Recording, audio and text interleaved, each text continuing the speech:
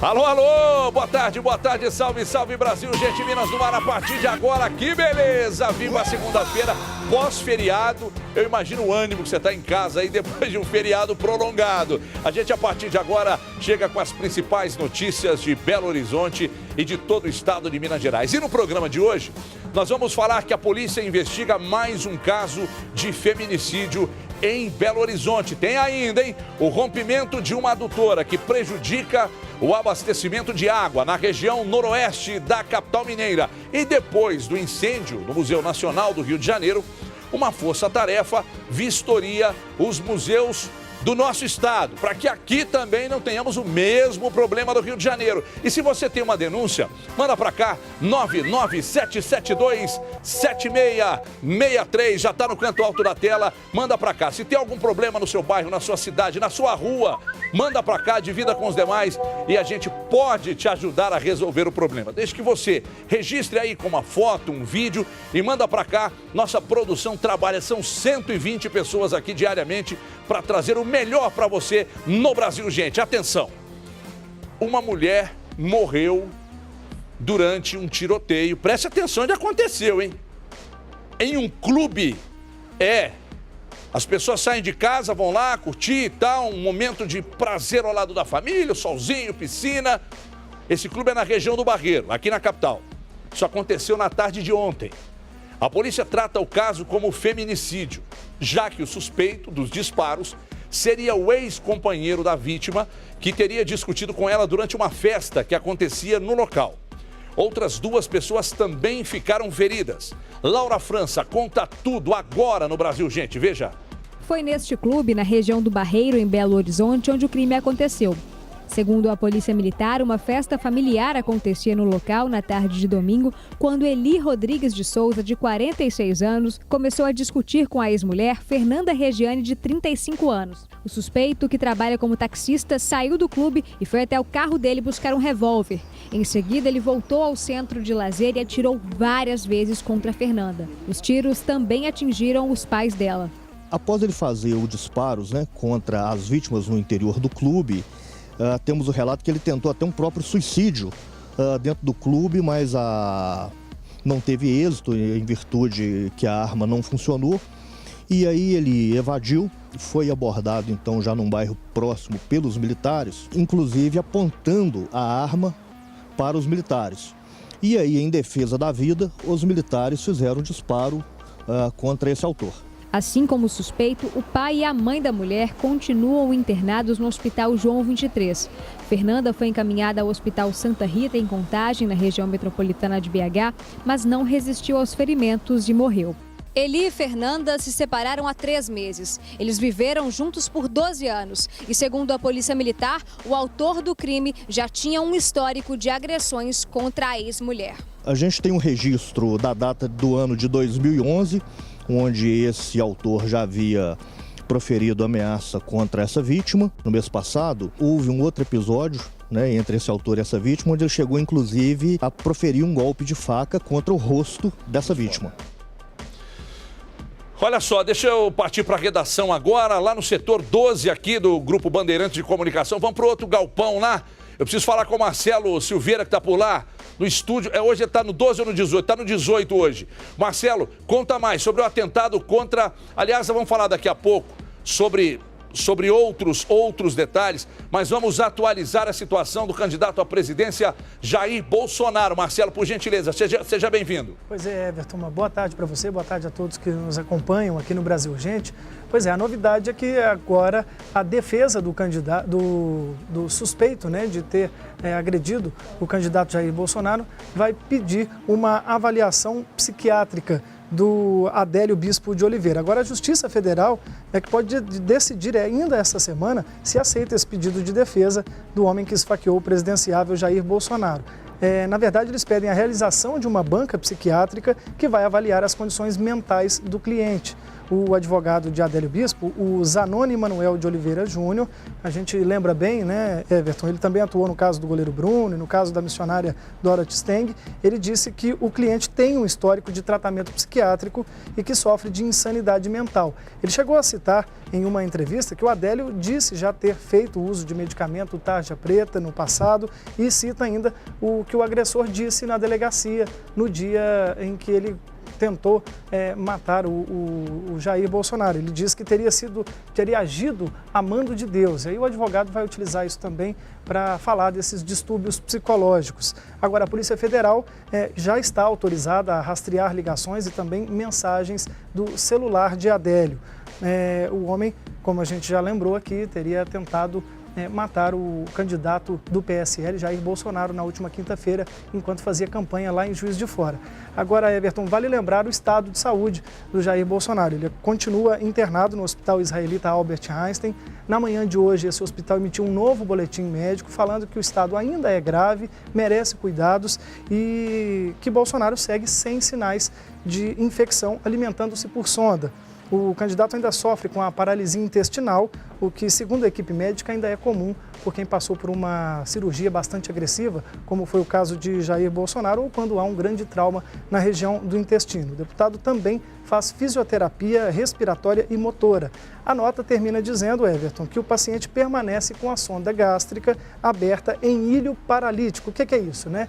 É que ele permanece com aquela bolsinha. Como o intestino não está funcionando bem, ele tem aquela bolsinha, caso ele precise fazer alguma necessidade fisiológica. O problema é que essas necessidades ainda não estão sendo feitas por causa dessa paralisia no intestino, também tida pela equipe médica ainda como normal por conta da gravidade da cirurgia. Eu volto com você. Ô Marcelo, só um detalhe, ele passa então sem data ainda definida por uma nova cirurgia, não é isso? Exatamente. Hoje também foi divulgado por essa equipe médica que Jair Bolsonaro ainda deve passar por um procedimento, eles chamam de procedimento cirúrgico complexo. Na verdade, ele não precisa de nada urgente, mas ele vai ter que fazer uma reconstituição de algumas partes do intestino por conta das lesões que ele sofreu nessa região. Perfeito, então. Obrigado, Marcelo. Daqui a pouco a gente volta aí com você na redação. Bom, a gente convidou o advogado do rapaz que tentou matar, do Adélio Bispo, tentou matar o Bolsonaro. E o advogado dele está em Juiz de Fora, não pôde estar presente conosco aqui.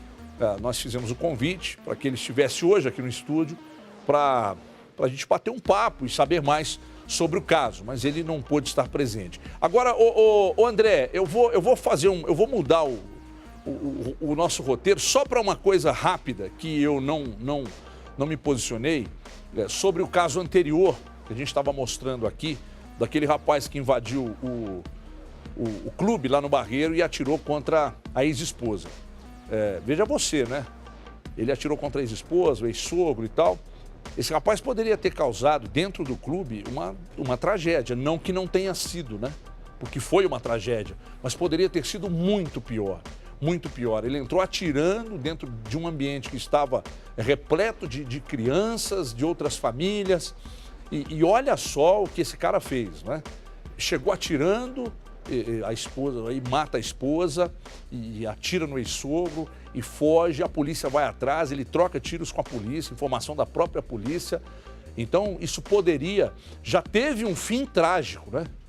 Mas esse cara poderia ter causado de fato uma tragédia ainda maior, ainda maior. O desequilíbrio e a gente mais uma vez, mais uma semana, veja você, nós estamos abrindo mais uma semana aqui no Brasil Urgente falando de um crime contra mulher.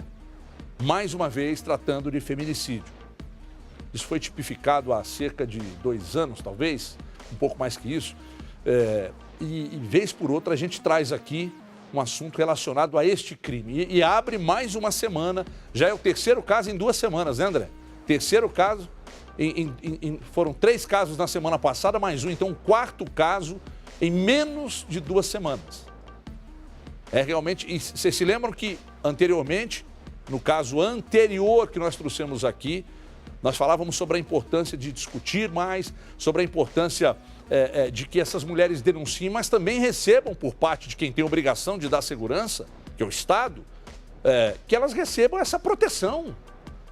Eu estava assistindo a um vídeo, a internet a gente vê de tudo, mas eu estava assistindo a um vídeo de uma mulher que subiu na traseira de uma picape e desesperadamente falando que o ex, não sei se marido ou namorado, queria matá-la e tal. Quer dizer, todos os dias, vários e vários crimes, a estatística só aumenta mesmo com o assunto sendo debatido e discutido sempre nos programas de televisão, nos programas de rádio. Os casos, eles não reduzem, a estatística só aumenta. Então é importante que as mulheres denunciem, mas recebam por parte do Estado também a proteção que lhes cabe. E é obrigação do Estado oferecer. Bom, deixa eu chamar o pessoal para participar do nosso Brasil Urgente Minas. Eu quero saber de que cidade você está acompanhando o nosso programa. Manda para cá para o nosso Bandzap 99772-7663. De onde você está assistindo ao Brasil Urgente? Quem está assistindo ao programa com você? Manda para cá. Daqui a pouco a gente faz o giro de abraços aqui e distribui abraços para esse povão de todo o estado de Minas Gerais. Então estou esperando, hein? Não me deixe só por aqui. Vamos seguindo com o programa, são 4h28. Lembrando que durante esse período de propaganda eleitoral, nosso programa começando às 4h15 e terminando às 5h15, ok? Então marca na agenda aí, não perca não. Uma adutora se rompeu no início dessa manhã no bairro Dom Bosco, região noroeste de Belo Horizonte. O abastecimento de água foi interrompido em 2 bairros. E o fluxo de veículos ficou interrompido também em uma das principais avenidas do bairro por causa da força da água. Luciano Dias esteve lá e mostra agora no Brasil Urgente. Veja. Quem passou pela Avenida Ivaí, aqui no bairro Dom Bosco, região noroeste de Belo Horizonte, teve um transtorno nessa segunda-feira. Olha só, a cratera que abriu na via, isso porque uma manilha estourou, uma rachadura de cerca de 250 centímetros. O trânsito aqui na avenida foi todo desviado, inclusive não tem previsão para o trânsito ser restabelecido aqui na avenida. Inclusive, eu vou conversar com o Alex Costa, que é agente da Defesa Civil, para tentar explicar para a gente o porquê dessa cratera. Vistoriamos o local, está tranquilo. Em relação ao talude sem encosta também, que está aqui à margem da cratera, também foi verificada sua estabilidade, ela se encontra ok e foi bem pontual. Sobre a questão da liberação da via, nós não temos prazo, isso está condicionado aos trabalhos dos técnicos da Copasa. Então, nos próximos dias, provavelmente dor de cabeça para quem passar aqui na Avenida Ivaí, na região noroeste de Belo Horizonte, altura do bairro Dom Bosco. Xiii, transtorno, mas é gigantesco, hein? E vai uma semaninha ali, se não for mais. E na madrugada desta segunda-feira já teve acidente grave na BR-040, na saída de Belo Horizonte para o Rio de Janeiro. Vamos voltar à redação, falo novamente com Marcelo Silveira. Qual foi, de fato, a dinâmica desse acidente? O que de fato aconteceu, Marcelão? Pois é, Everton, infelizmente 2 pessoas acabaram morrendo, outras 2 ficaram feridas nesse acidente, como você bem disse, na saída da BR-040, no sentido Rio de Janeiro, naquela região ali em Nova Lima, conhecida como Topo do Mundo, Everton. De acordo com os bombeiros, o acidente aconteceu durante a madrugada, de ontem para hoje, e entre os feridos está uma criança de 5 anos e um adolescente que teve também ferimentos leves. As vítimas foram encaminhadas para o Hospital de Pronto-Socorro João 23. Olha só a situação em que ficou o carro em que elas estavam. Impressionante, Marcelo. Pois é, segundo a Via 040, a concessionária responsável por essa rodovia, o carro de passeio seguia no sentido Rio de Janeiro e capotou fora da pista. Ainda não se sabe o motivo pelo qual esse carro teria capotado. A perícia foi acionada, foi até o local, os peritos fizeram todos os trabalhos ali de registro e fotografia. Agora, o resultado dessa perícia deve sair ainda em 30 dias para saber o que realmente aconteceu nesse acidente. Everton. Ô Marcelo, se você tiver falado, você me perdoa, mas a criança ferida, né? Mas 2 adultos morreram. Isso. Não é isso? Exatamente. Isso aconteceu durante a madrugada, Marcelo? Foi na madrugada desse domingo para segunda. Provavelmente esses números também vão fazer parte daquele balanço que a Polícia Rodoviária Federal deve soltar ainda hoje sobre como é que foi o feriado nas rodovias mineiras, né? Não, o que impressiona é o estado que ficou o carro, hein, Marcelo? É verdade. Olha só o estado do carro. Não dá para identificar que carro que Pois é, realmente, eu estou tentando identificar aqui e não consegui. Agora, o curioso é que enquanto você contava sobre o acidente, olha só, é uma reta, né, Marcelo? Tem uma curva mais adiante, mas é bem aberto, olha isso aí.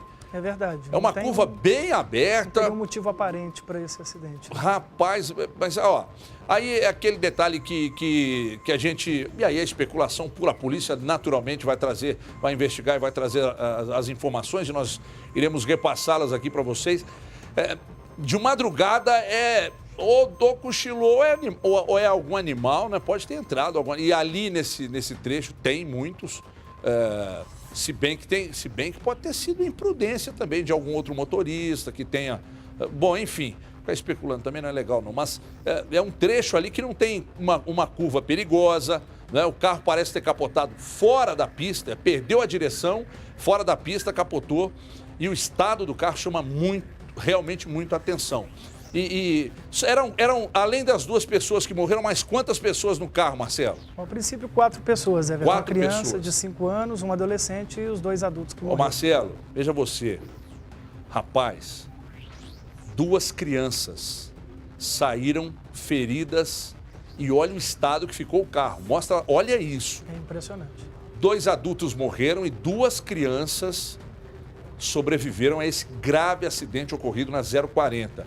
Pelo estado do carro, milagre. De acordo com os bombeiros, os ferimentos são leves, Everton, que é o que mais chama atenção. Rapaz, que coisa. O estado que ficou o carro, e aí quando você bate o olho, você pensa, meu Deus, não saiu ninguém vivo daqui, mas sim, um adolescente e uma criança saíram com ferimentos leves, segundo o Corpo de Bombeiros, né? E essas palavras são do Corpo de Bombeiros, com ferimentos leves, mas os 2 adultos, de repente pai e mãe, talvez, né, morreram nesse acidente ali próximo ao topo do mundo.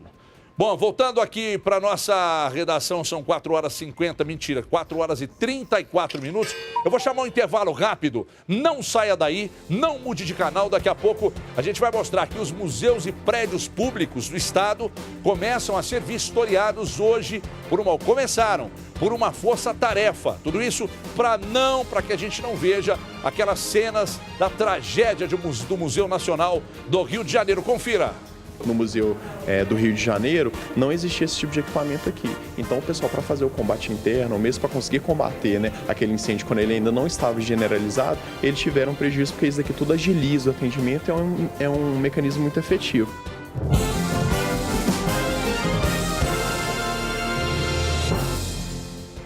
Aqui, ó, eu vou falar com o Feliciano ali, você de casa vai saber do que eu estou falando, sem eu falar do que é. Nós não temos opção. Pronto, o povo tudo já sabe o que eu estou falando. Vem cá, Nicolau, vem cá. São 4h41 agora. Os museus e prédios públicos de Minas Gerais começaram a ser vistoriados hoje por uma força-tarefa envolvendo 11 órgãos do governo.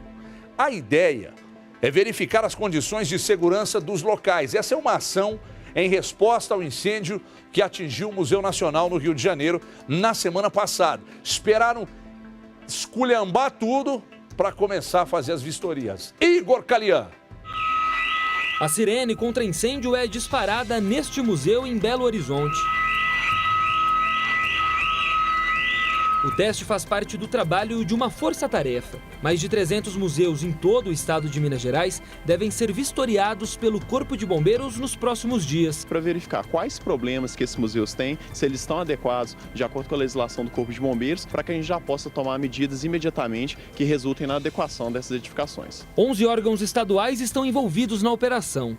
O Museu de Artes e Ofícios, que foi inaugurado em 2005, passou na vistoria. Itens básicos como o alvará do Corpo de Bombeiros, luz e saída de emergência, extintores e hidrantes foram fiscalizados. No Museu do Rio de Janeiro, não existia esse tipo de equipamento aqui. Então, o pessoal, para fazer o combate interno, ou mesmo para conseguir combater, né, aquele incêndio quando ele ainda não estava generalizado, eles tiveram prejuízo, porque isso daqui tudo agiliza o atendimento e é um mecanismo muito efetivo. A falta de hidrantes é um problema no Museu da Inconfidência, em Ouro Preto, onde estão mais de 4.000 peças que mostram a vida sociocultural mineira dos séculos XVIII e XIX.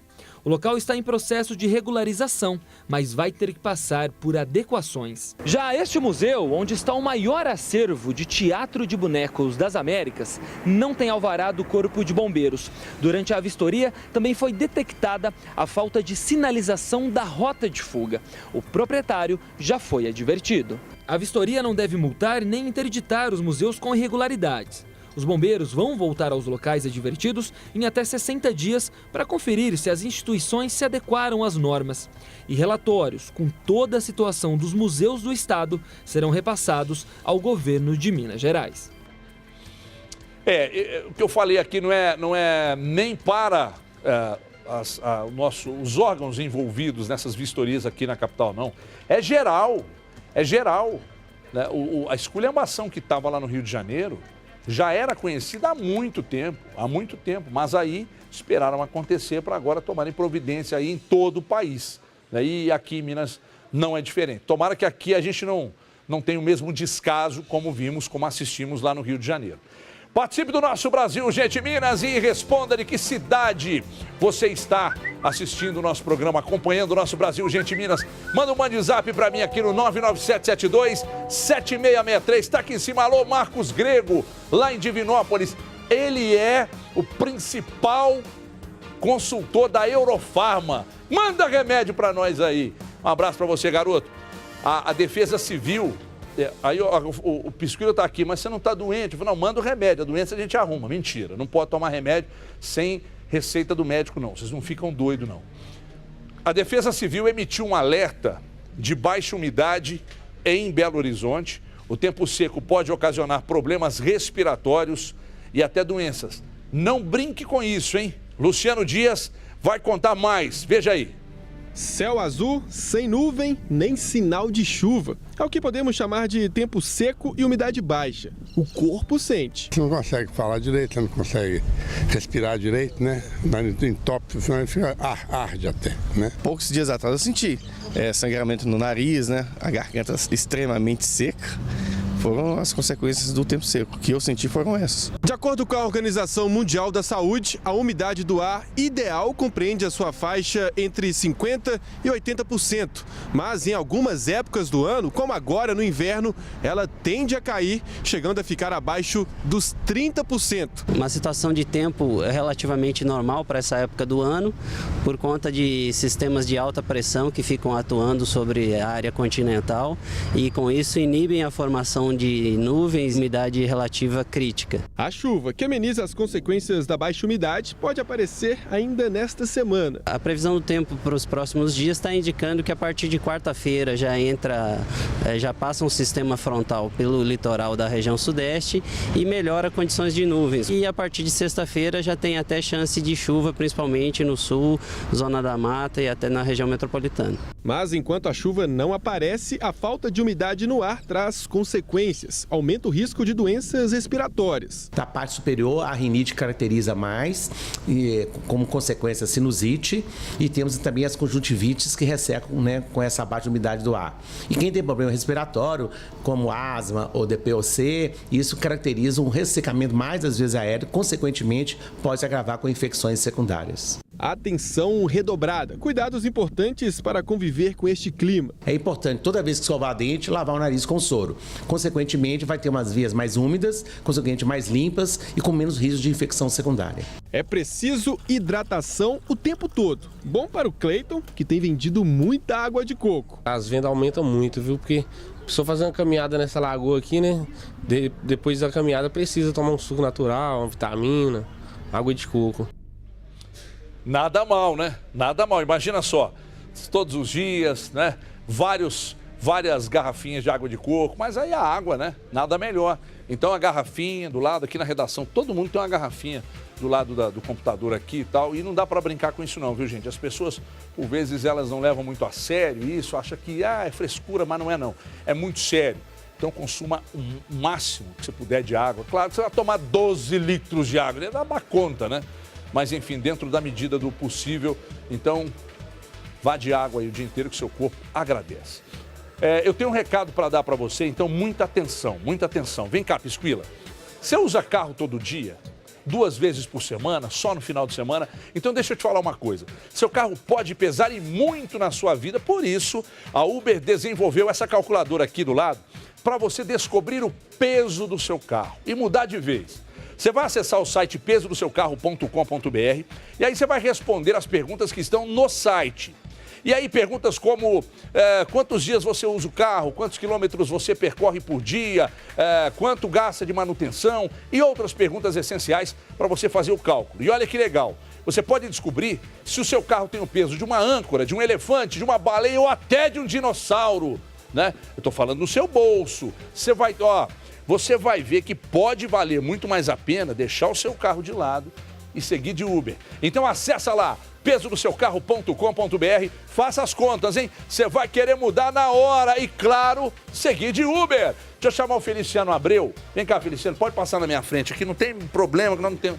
Tudo bem, Everton? Então fica aqui. Já passou, vai. Ô, Feliciano, hoje a gente vai falar sobre variação de preço nos sacolões da capital. A turma que está fazendo dieta, por exemplo, usa e abusa do sacolão. Tá pagando mais caro para fruta, verdura, legumes ou tá pagando mais barato? Everton, a notícia é muito boa. Nós estamos pagando mais barato, principalmente depois do momento que a gente teve na greve em junho, quando a gente compara esses 3 últimos meses. Inclusive, o objetivo dessa pesquisa foi justamente porque semana passada nós tivemos aquele susto em matéria de combustível. Muita gente até falou que já estava sentindo aumento no sacolão. Eu fiquei extremamente preocupado e colocamos aí nossos pesquisadores em ação para ver realmente se teve aumento na semana passada. Nós tivemos só no limão Tahiti um aumento considerável, que foi de 36%, que é em virtude de safras e entre safras, né? Ele está na entre safra, o limão Tahiti, que era R$ 4,12 em média, subiu para R$ 5,62. Agora, quando a gente compara com aquele susto da greve, as quedas são bem significativas. Pra você ter uma ideia, a batata inglesa, a gente pagava em média na região metropolitana, na primeira semana de junho, R$ 2,85. Agora a gente está pagando R$ 1,60, uma queda de 43%. Nós tivemos na beterraba uma queda de 45%, que era R$ 3,80, caiu para R$ 2,09. Tivemos também cebola branca caindo 65%. Muito, hein? Muito, era R$ 5,44. Agora caiu para R$ 1,87. Caramba! Né? É uma notícia muito boa, que são itens extremamente importantes da cesta básica, principalmente do caso do sacolão.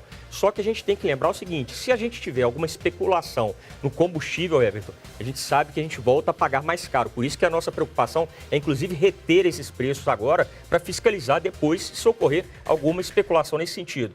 A gente está falando de quedas aqui, quer ver outra fruta bem interessante que caiu? A gente teve a caixa de morango, que está na safra, caindo 22%. O preço que era R$ 4,48 caiu para R$ 3,49. São dados estatísticos, que a gente fala sempre. Preço médio é dado estatístico. Agora, o consumidor hoje tem diferenças de 300% nos estabelecimentos, por exemplo, no mesmo produto. Claro que tem diferença de qualidade, de localização, mas 1 quilo de quiabo, Everton, olha só, pra você fazer um franguinho lá... Tava caro, não tava? Tava caro, mas já começou a ter queda aqui de 26%, inclusive, né? Em virtude justamente disso. Da safra agora, a gente está no período que tem uma abundância maior, mas a gente está no período seco. O quiabo hoje você encontra o quilo de R$ 1,99 até R$ 7,98. Que isso? Uma diferença de 301%. E não é só ele. A gente tem, por exemplo, a beterraba, o quilo de 99 centavos até R$ 2,99, uma diferença de 202%.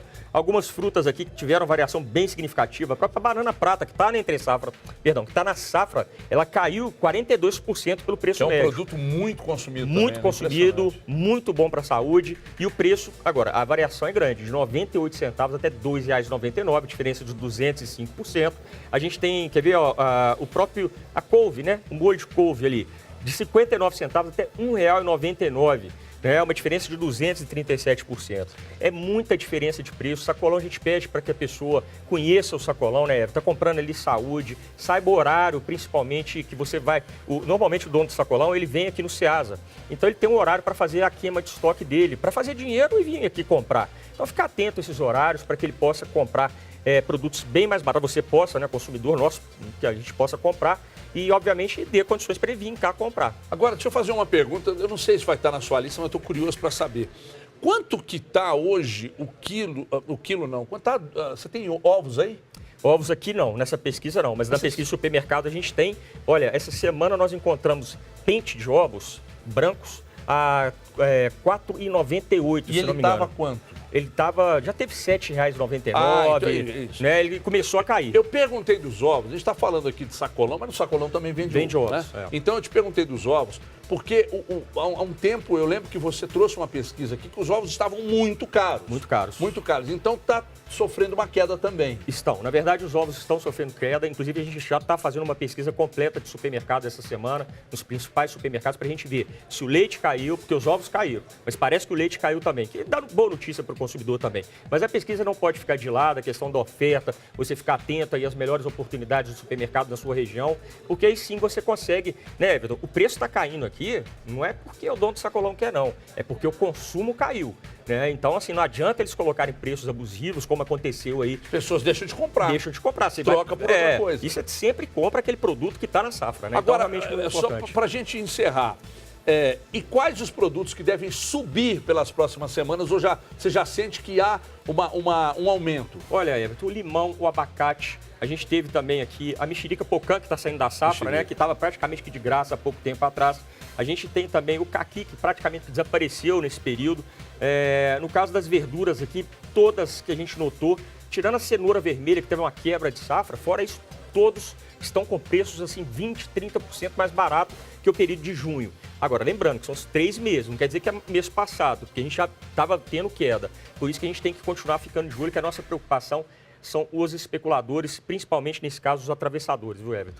Muito bem, Feliciano, obrigado. Grande abraço. Obrigado. Pode sair por ali. Ô, pessoal, traz o carrinho de golfe aí para levar o Feliciano lá na portaria, por gentileza. Ó, Feliciano Abreu, do site mercadomineiro.com.br e também do aplicativo Com Oferta.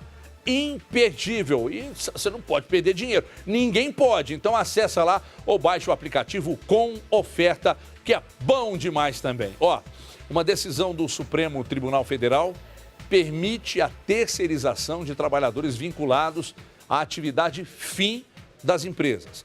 A repórter Luciana Viana te ajuda a entender o que mudou. Então preste muita atenção, porque a Luciana vai contar tudo e explicar direitinho agora aqui no Brasil Gente. Veja.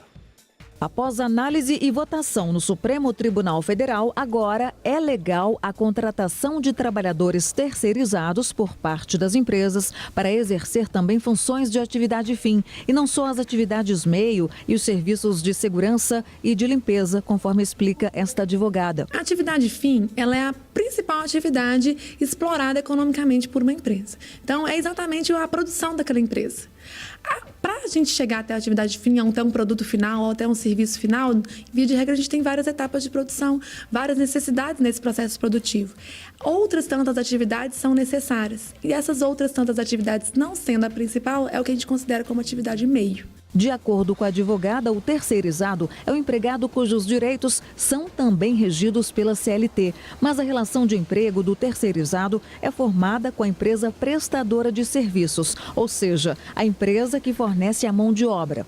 Embora o terceirizado seja empregado dessa empresa, ele não presta trabalho para ela, mas sim para a empresa tomadora, ou seja, uma relação triangular.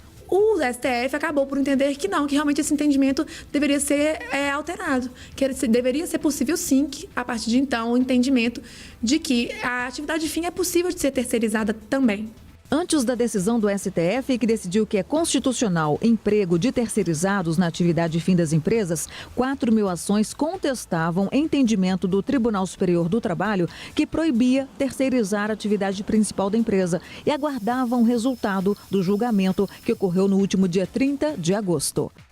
Muito bem. Bom, se não ficou claro, nós vamos trazer aqui no Brasil Gente Minas especialistas, como o doutor Antônio Queiroz, por exemplo, e tantos outros profissionais da área, para fazer com que você entenda melhor essas mudanças que aconteceram aí enfim, principalmente nesse assunto que a Luciana acabou de trazer, sobre essa questão envolvendo terceirização.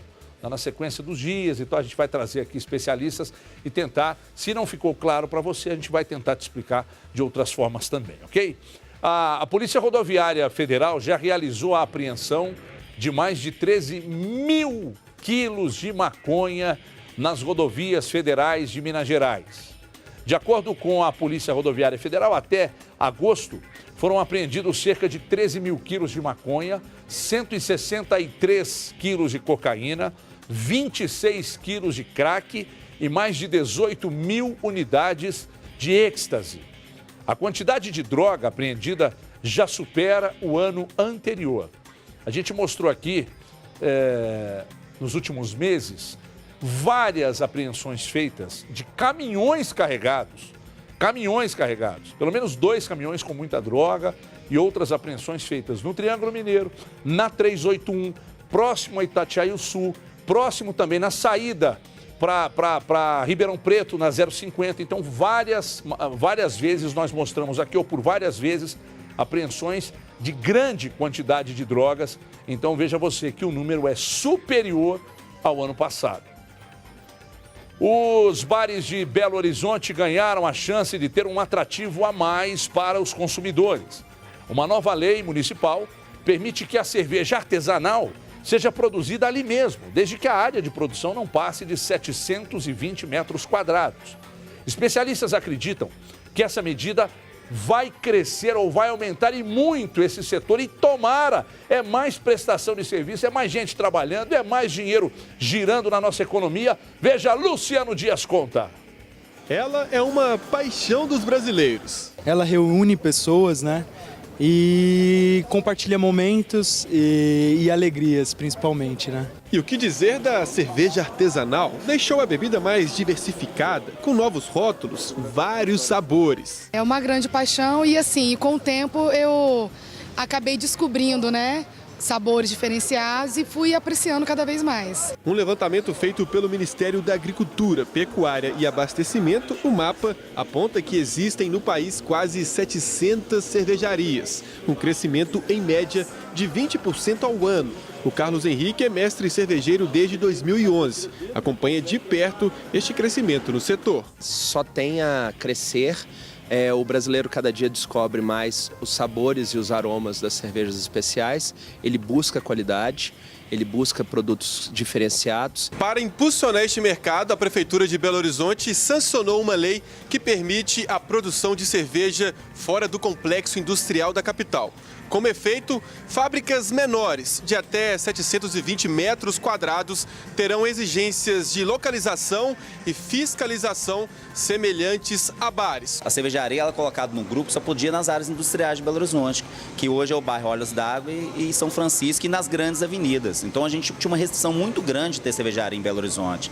Nós temos um número muito grande de cervejeiros na cidade de Belo Horizonte que produzem todas fora, ou em outras cidades do entorno. Então os cervejeiros estão querendo voltar para casa agora. Para muitas pessoas, a fabricação de cerveja artesanal tem deixado de ser apenas um hobby, para ser uma boa fonte de renda. O bar vai poder fazer a própria cerveja, a gente vai ter cerveja fresca, sem transporte, ela saindo direto do tanque para o consumidor. O Belo Horizontino, que já gosta de ir para o bar, vai ganhar novas opções para consumir a bebida preferida dos brasileiros.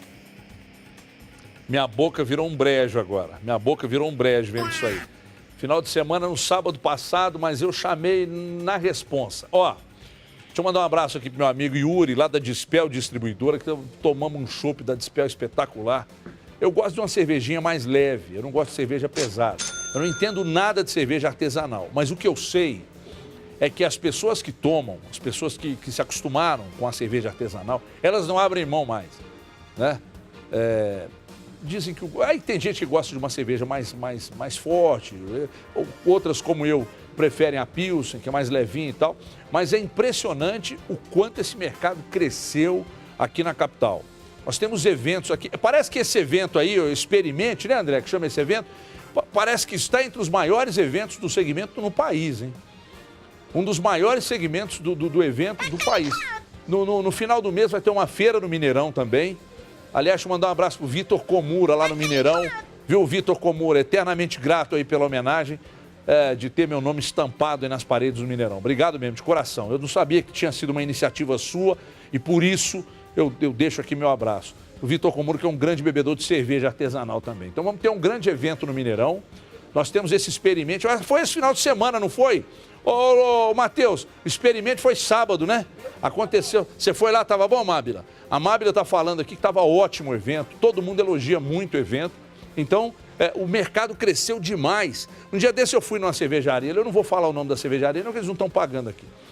Mas eu fui lá um dia, aí eu sentei lá para almoçar. Aí o cara veio com uma régua, com vários tipos assim, aí com os copinhos menores, né? Aí vem a reguinha, 1, 2, 3, 4, 5 tipos de cerveja. E ali ele vai explicando sobre cada uma delas, e aí você diz, não, eu gosto mais forte, mas então essa aqui... Aí tem cerveja com café, cerveja com não sei... Ih, mas é uma coisa, cerveja com gosto de fruta, mas eu gosto da Pilsenzinha, comunzinha mesmo, e é essa que eu experimentei lá, uma cerveja belga espetacular. Então, o mercado cresceu demais, isso gera... naturalmente muita grana para o segmento, gera emprego, né? Gera renda, gera emprego. Isso é muito legal, muito legal. E saber que Belo Horizonte está entre as cidades que mais produzem cerveja no mundo, hein? No mundo, cerveja artesanal. E aqui, como é a capital mundial dos botecos, não é nacional não, é mundial dos botecos, nada melhor, né? Você vai abastecer esses botecos aí com esse monte de cerveja boa, hein? Belo Horizonte tem muita cerveja boa. Vamos pro rápido intervalo, mas é lá e cá rapidinho. Daqui a pouco a gente volta. E na volta tem abraços para vocês aqui no nosso Brasil, Gente Minas. É rapidinho, é lá e cá. Até já.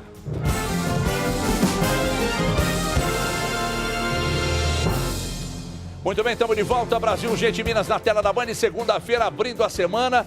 Ó, a Polícia Rodoviária Federal, preste atenção, hein? Acabou de divulgar o balanço das rodovias federais de Minas Gerais no feriado de 7 de setembro. Foram registrados 101 acidentes, com 144 feridos e 8 mortos entre quinta-feira e ontem, domingo. Os números de acidentes foram inferiores ao ano passado. Se temos a notícia boa, por um lado, de números inferiores no número de acidentes e tal, são 8 mortes, 144 feridos, com 101 acidentes registrados. Ou seja, os números ainda são muito altos, assustadores, porém menores que os números do ano passado, no mesmo período.